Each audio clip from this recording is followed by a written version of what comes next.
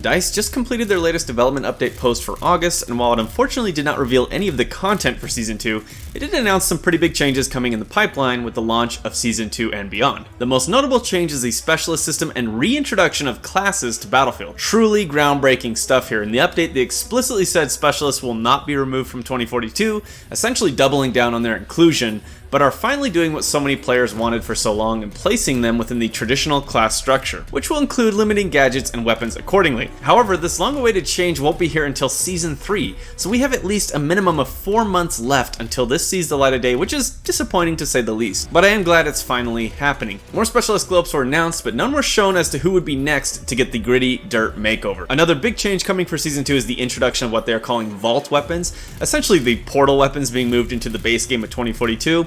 It's actually a really good change that should have been done months and months ago, but at least it's happening now. However, again, they only announced 2 to be available for now, with the rest of the portal weapons being drip fed in the upcoming months. The cynical part of me thinks it's this way so that they can show these weapons off as brand new content as they're released, and DICE hasn't really given me any reasons to think that this isn't the case, and the slow drip feed of content is kind of killing this game for me in many ways. The renewal map rework was shown in more detail, and it looks pretty good. It's not too bad, but surprisingly, the orbital rework was shown and actually looks so much better, with much more detail work, interesting fighting areas, and improvements across the board.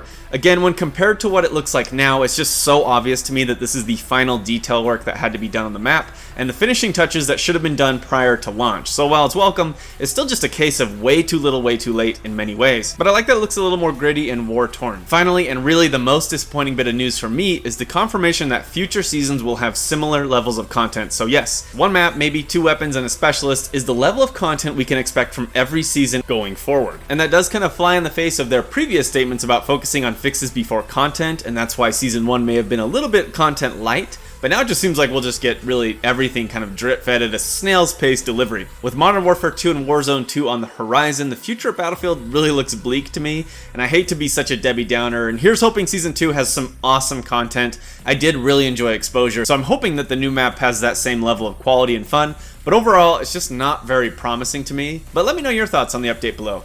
Are you excited? Not excited? Hyped? Not hyped? Let me know. That's it for me today. Until next time.